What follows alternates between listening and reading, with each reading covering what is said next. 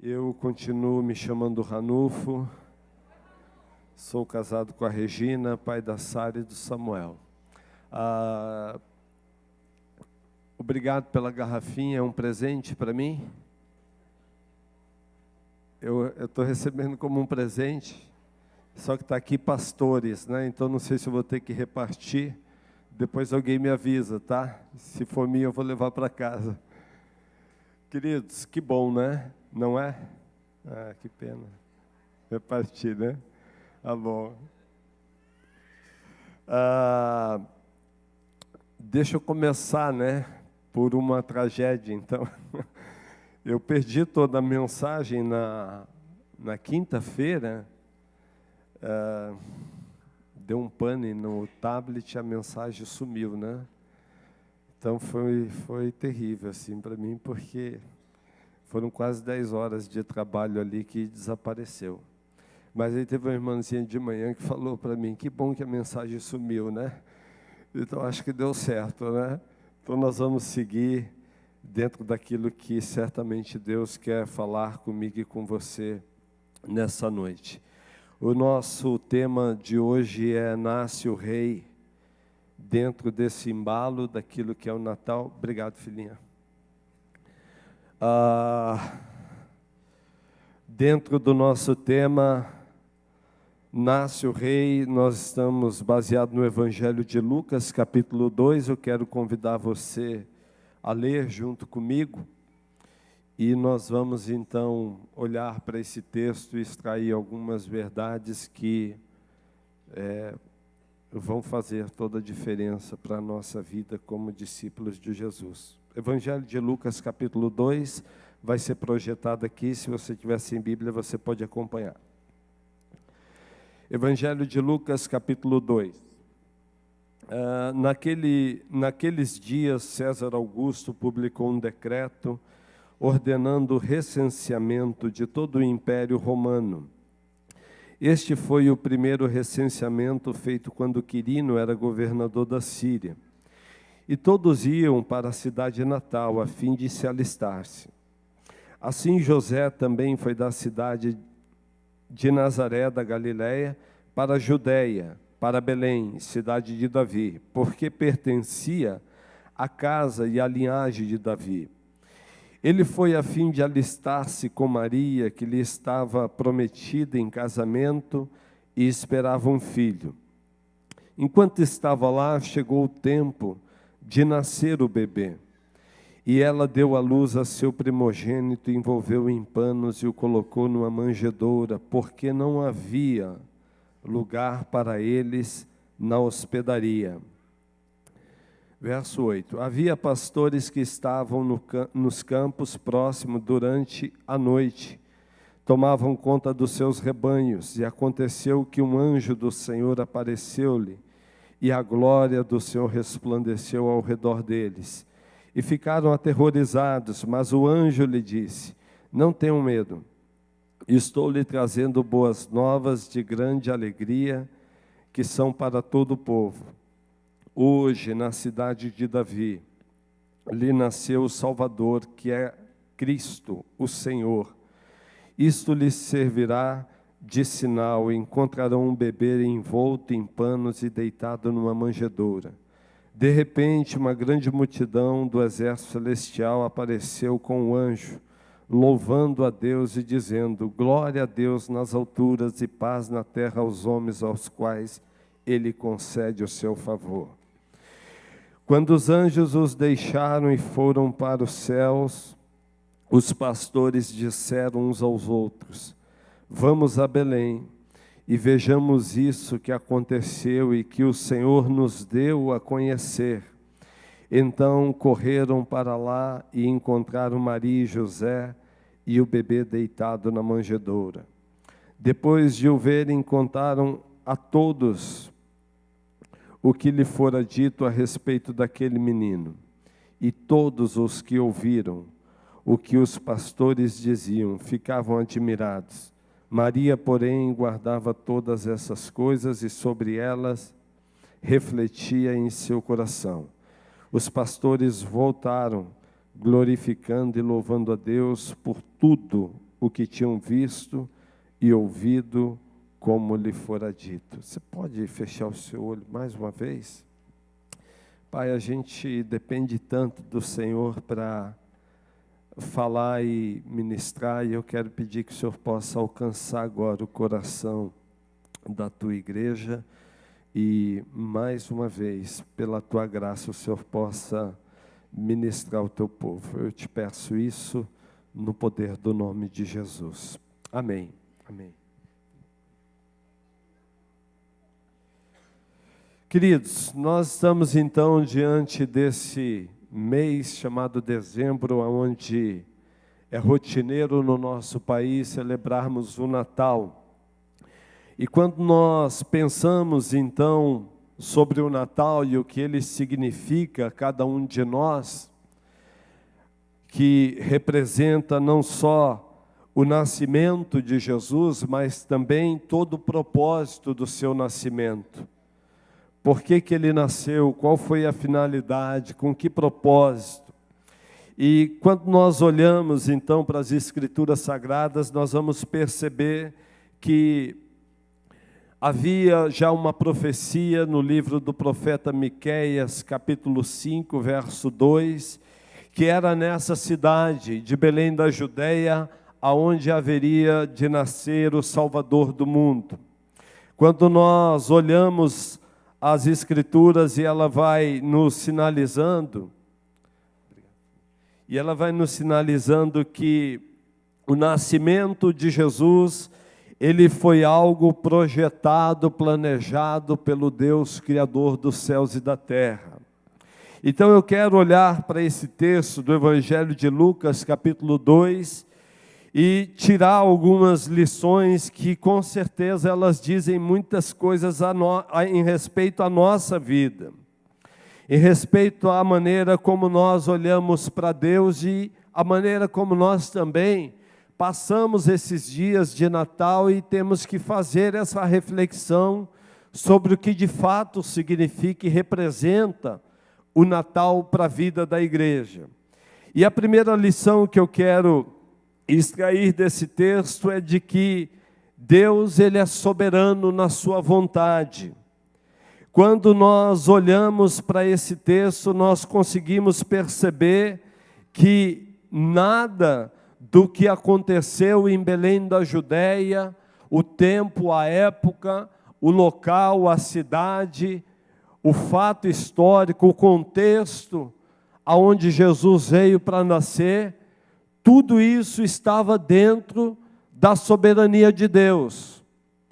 Essa é a primeira lição que eu quero extrair desse texto junto com você, porque quando nós olhamos o avanço, se você estudar e se aprofundar dentro desse texto, capítulo 2, nós vamos encontrar um cenário político onde Roma estava dominando o mundo, e é nesse tempo que Deus então resolve manifestar o nascimento do seu Filho amado.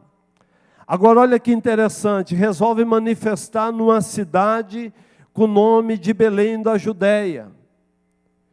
Talvez se Deus fizesse isso comigo e com você e pedisse a nossa opinião, para que nós pudéssemos dar alguma dica de alguma cidade para nascer o Salvador do mundo, aquele que viria para reinar, certamente eu e você jamais falaríamos, olha, que tal Belém da Judeia?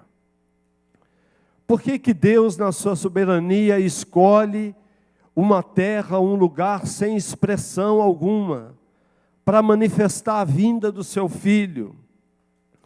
Então, todas as vezes que nós olhamos para a soberania de Deus, soberania nós podemos definir que é quando Deus está no controle de todas as coisas. Essa frase até virou um jargão, né? Eu não sei quantos aqui já falam e continua falando, não tem nenhum problema. Deus no controle. Quantos aqui? Levanta a mãozinha junto comigo.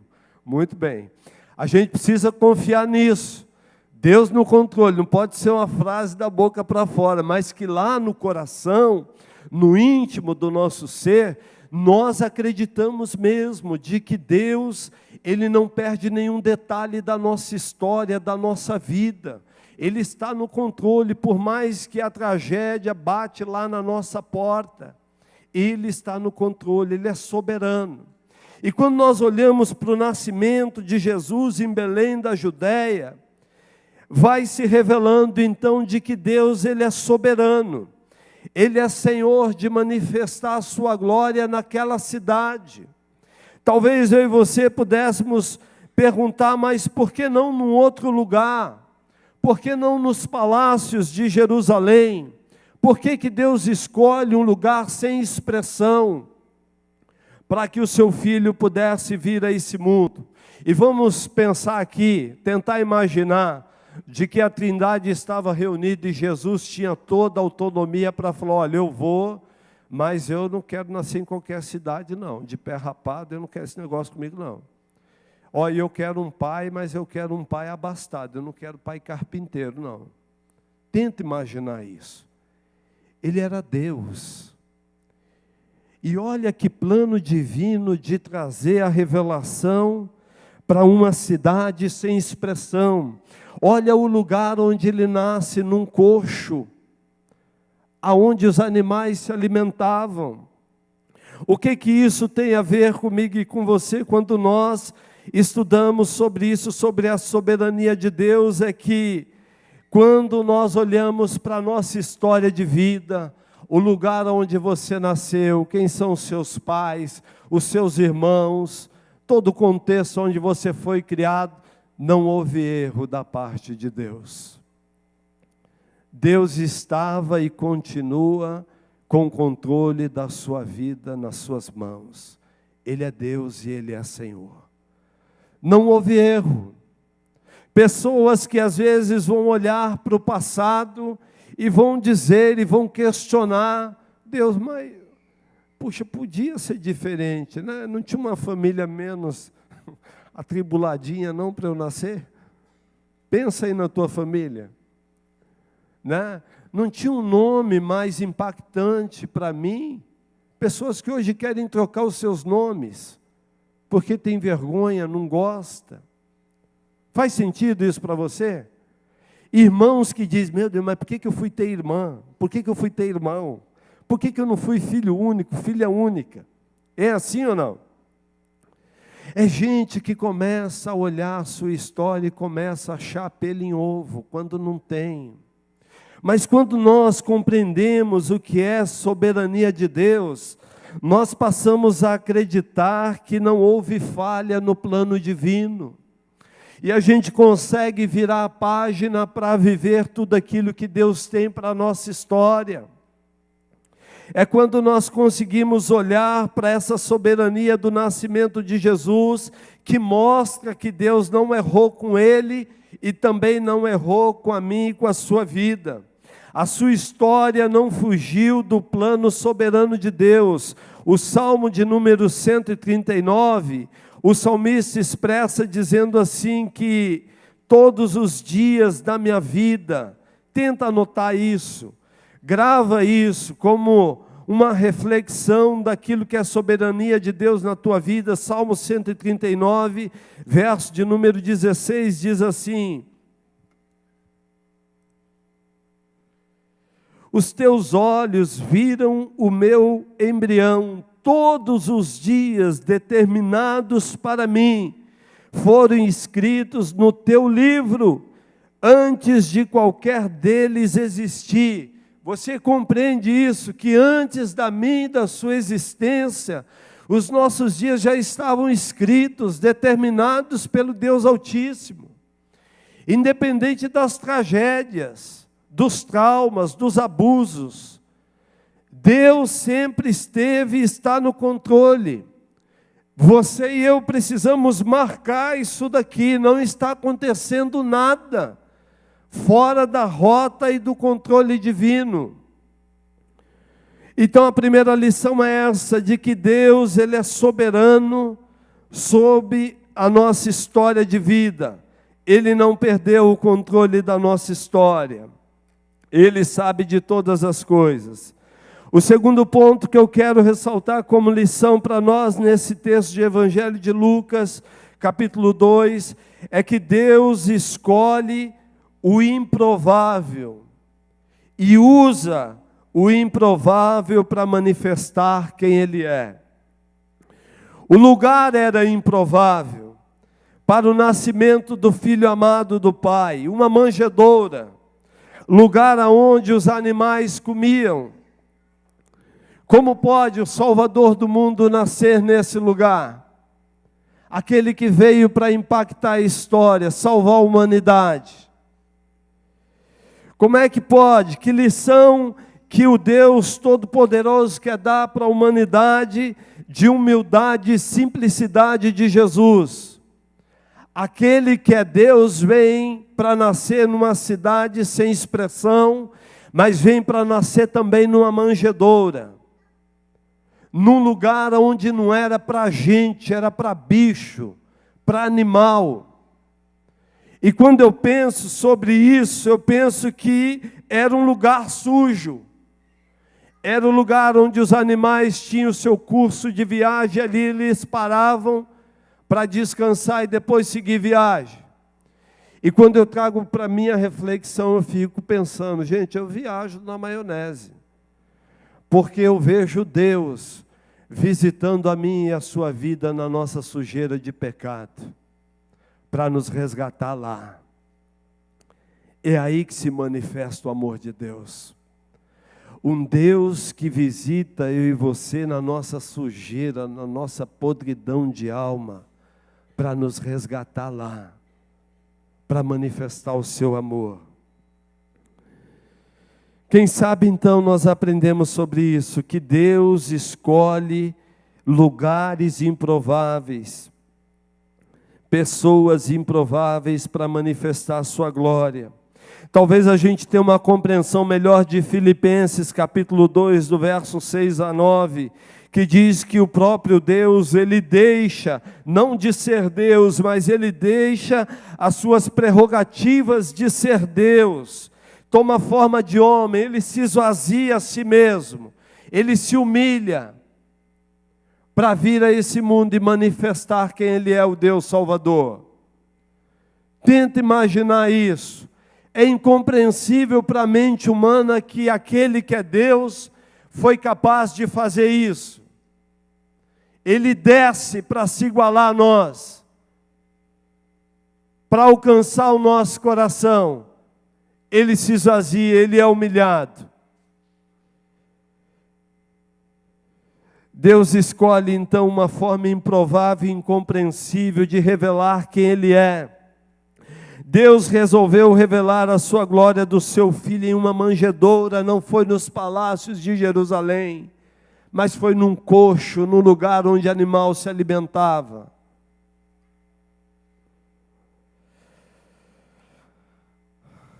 Mas foi lá na manjedoura. Não menospreze, querido, os lugares ou pessoas improváveis, pois Deus visita esses lugares e essas pessoas. Escreve isso em algum lugar. Não despreze os lugares improváveis aonde o Espírito Santo te leve, não menospreze as pessoas improváveis que você pode olhar e dizer, essa pessoa aí, querido, é ali que vai acontecer o milagre. Jesus é apaixonado por isso, né? Quantos aqui lembram da experiência do nosso pastor Tércio, né? Onde foi que ele se converteu? Aonde? Não ouvi. Vocês estão com medo de falar? Vamos falar motel bem alto? Vai ser, calma, vai ser estranho quem passar lá na rua, é uma igreja mesmo, né? Mas vamos falar bem alto, onde foi que o Tércio ouviu a voz de Deus? E um motel, queridos, que lugar impróprio, né? Para nós. Que lugar impróprio. Mas foi lá que Deus falou com ele. E um motel, e um lugar impróprio. Deus alcança alguém lá improvável, transforma e faz desse homem um grande homem de Deus, um grande pastor, um grande servo. Porque essa é uma característica de Jesus. Ele vai se manifestar em lugares improváveis. Por isso que a gente está sempre quebrando essa ideia de que a nossa espiritualidade, ela não está restrita a esse prédio. Ele se manifesta aqui sim, porque nós estamos aqui. Mas não desconsidere os lugares improváveis que Deus pode colocar você. E é lá o melhor lugar onde você pode presenciar o milagre de transformação e de poder do Deus Todo-Poderoso. Lugares improváveis.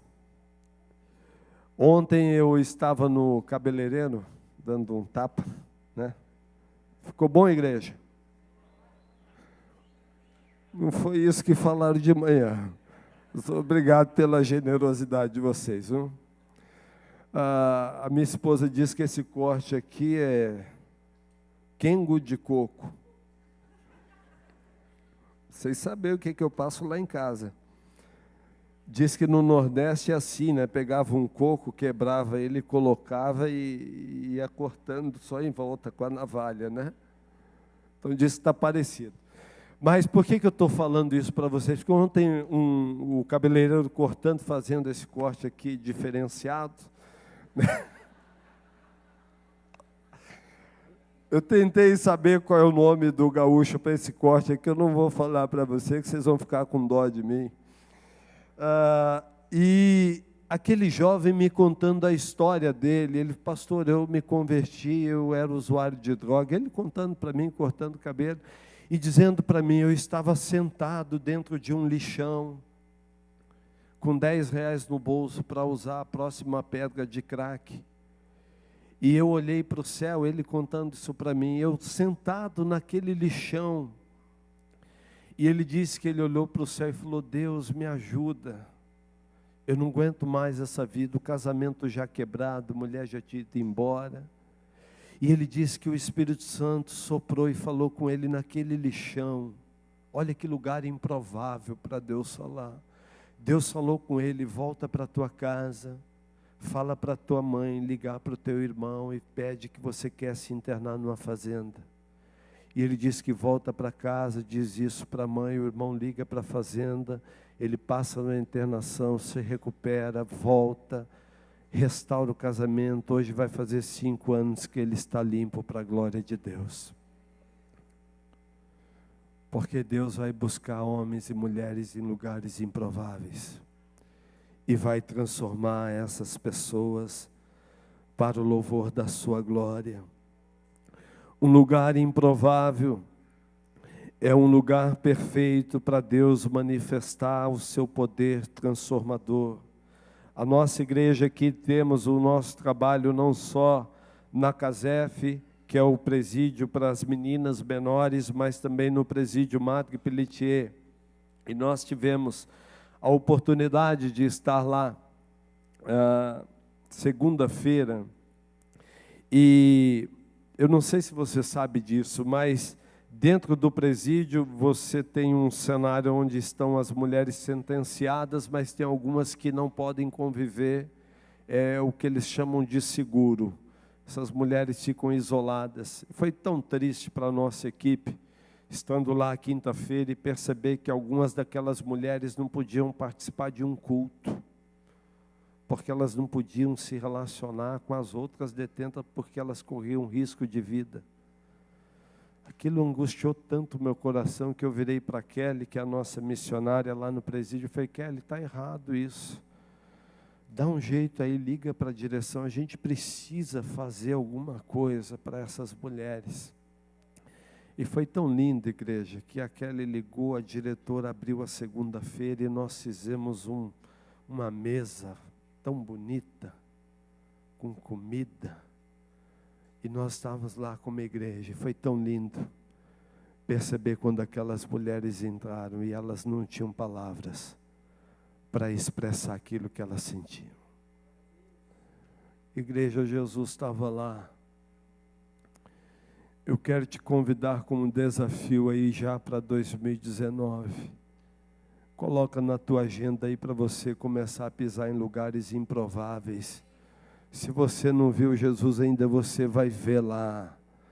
Porque Jesus quer resgatar todo tipo de gente para o louvor da sua glória. O poder do Evangelho fez isso com um homem chamado Saulo, que se transformou em Paulo no caminho de Damasco, fez isso com o Pedro, fez isso com o Zaqueu. Homens improváveis, que o Evangelho chegou e transformou, e fez desses homens grandes homens de Deus. Não menospreze os lugares e as pessoas improváveis. A Bíblia diz que Deus escolhe as coisas loucas desse mundo para envergonhar quem? As sábias. Escolhe as coisas que não são para envergonhar os que pensam que são. Essa é a matemática de Deus. Deus faz isso.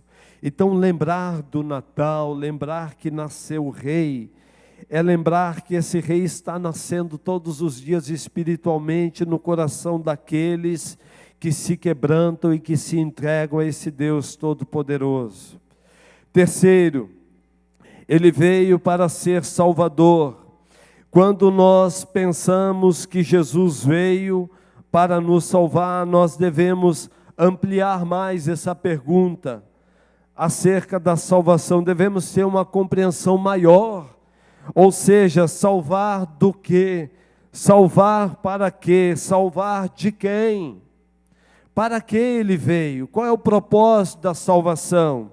A palavra de Deus vai dizer que eu e você estávamos perdidos na nossa vida de pecado, que Deus olhou para essa face da terra e buscou um justo sequer, e Ele não encontrou.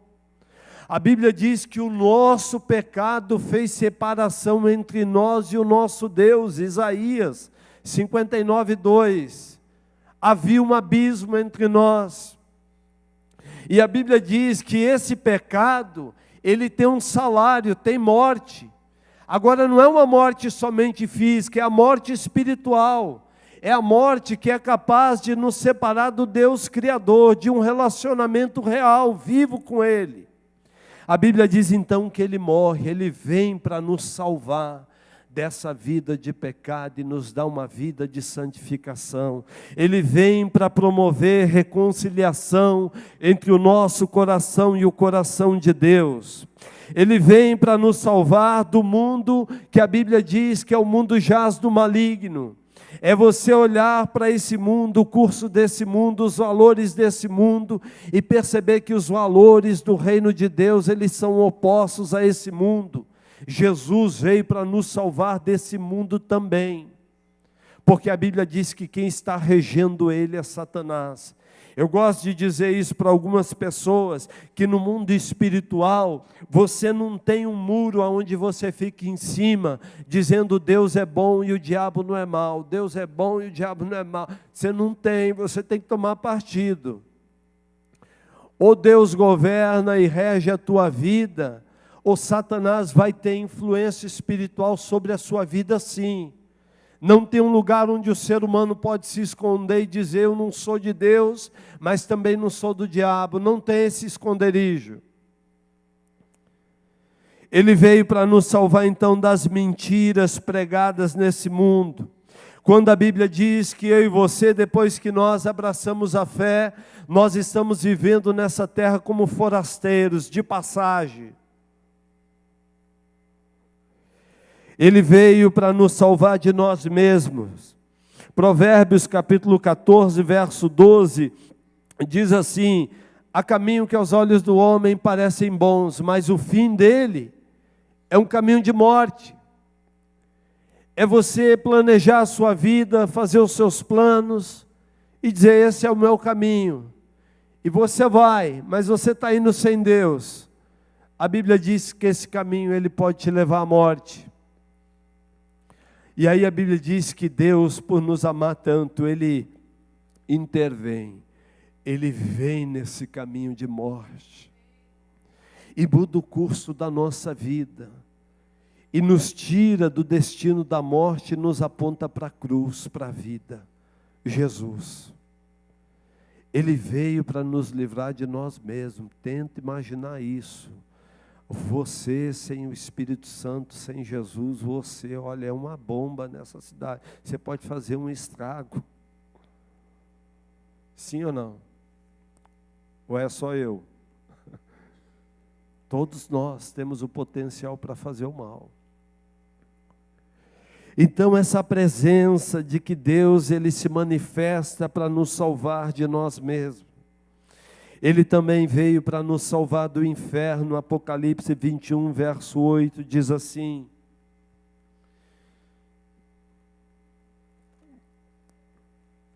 Apocalipse 21, verso 8. Ele diz: mas os covardes, os incrédulos, os depravados, os assassinos, os que cometem imoralidade sexual, os que praticam feitiçaria, os idólatras e todos os mentirosos, o lugar deles será no lago de fogo que arde com enxofre. Esta é a segunda morte. Pessoas que não acreditam na existência do inferno, está aí. Ela não é para o homem, mas o homem pode ir para o inferno por rejeitar o amor manifesto na cruz. Aquilo que Jesus disse, que Ele nos amou de tal maneira que deu seu Filho unigênito.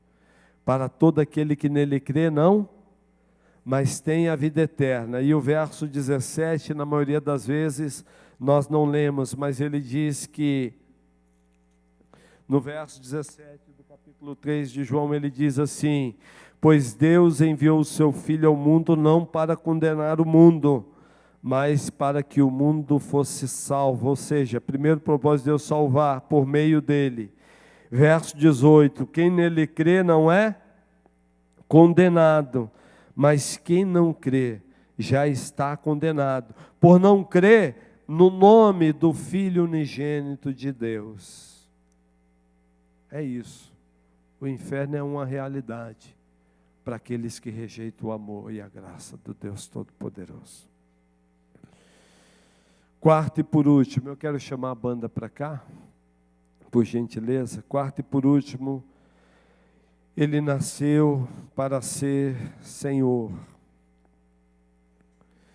Quando nós pensamos então no Natal, a gente precisa entender que o Natal ele tem um propósito não só de expressar o Deus que é Salvador, mas Ele nasce para ser Senhor. Quando você olha o Evangelho de Mateus, capítulo 2, que vai falar lá da visita dos reis magos levando presentes para Jesus, e os presentes lá eram incenso, mirra e ouro. Ouro era um presente que era dado à realeza. Jesus nasceu para ser rei, para governar. Agora, Ele não nasceu para governar e reinar um estado, uma nação. O lugar que Ele quer governar e reinar é a nossa vida. É o governo da nossa vida. Eu entendo que a gente precisa experimentar dois tipos de nascimento.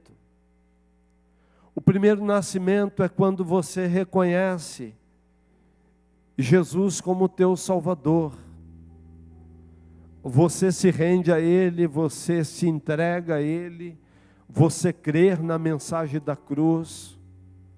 Nasceu o Salvador na sua vida. Mas o segundo nascimento é quando Ele nasce como Senhor da nossa vida. Aquele que nasce para governar a nossa história, governar a nossa vida. Vocês lembram do jovem rico? Quando ele tem um encontro com Jesus, e ele todo ajeitadinho, né, cumprindo os mandamentos. Senhor, o que eu devo fazer para herdar a vida eterna? Eu queria céu. Jesus falou, cumpre os mandamentos. Todos eles. Cumprir. E aí quando Jesus tenta tocar em uma área da vida daquele jovem rico, pega a tua riqueza e doa aos pobres. A Bíblia diz que ele vira as costas e vai embora. Porque deixar Jesus ser Senhor na nossa vida dói. Requer renúncia. requer abrir mão. Muitos não querem isso.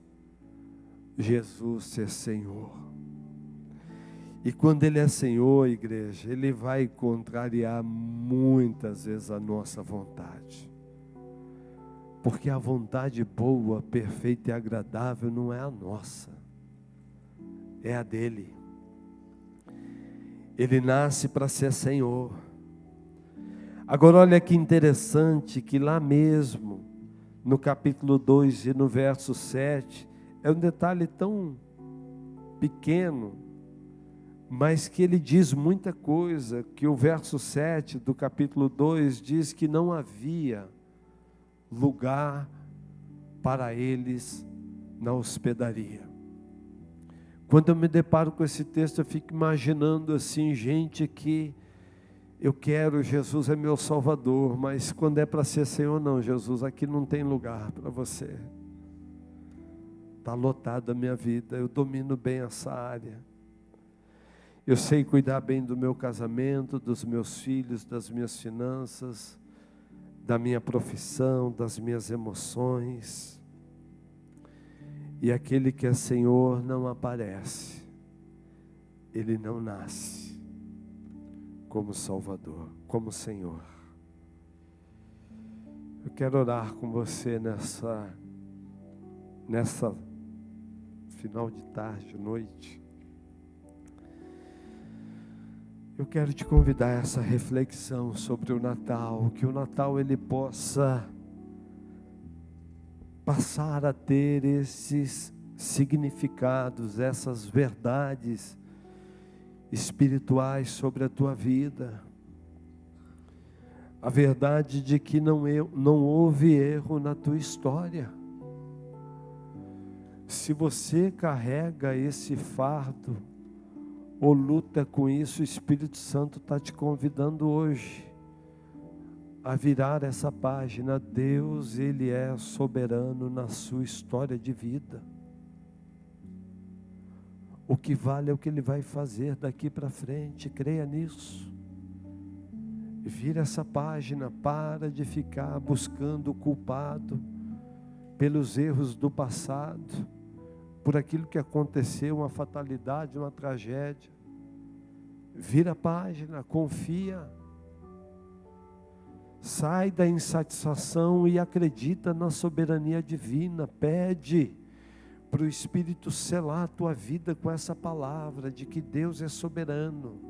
E quando você abrir a sua boca para falar que Deus está no controle, é porque Ele está mesmo. Eu quero orar com você, que talvez nesse momento, você está dentro de uma situação improvável, com pessoas improváveis. Eu quero desafiar você a crer, que é nesse lugar improvável, com essas pessoas improváveis, é o melhor lugar para Deus manifestar o seu milagre. Eu quero orar também com você que quer confiar a tua vida a esse Salvador, Jesus Cristo. Vamos ficar em pé? Nós vamos... Obrigado.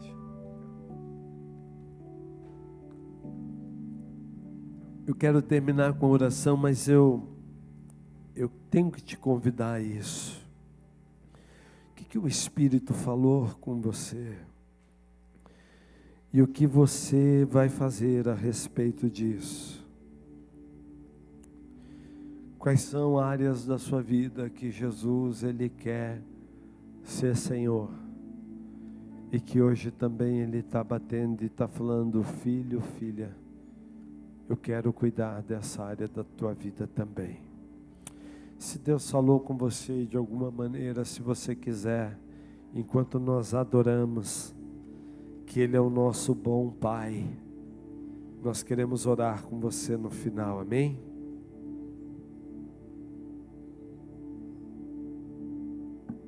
Eu ouvi 1000 histórias de como anjos vêm a ti, mas eu ouvi tua doce voz na escuridão me dizendo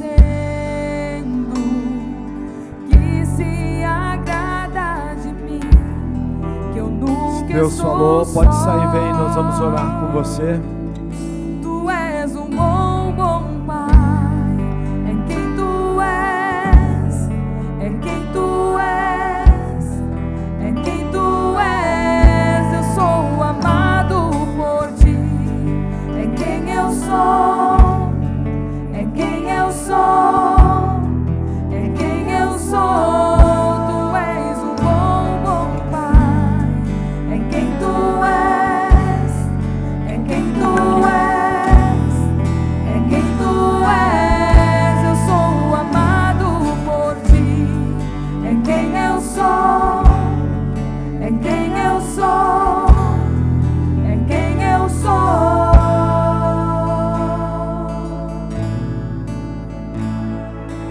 Eu sei que muitos procuram respostas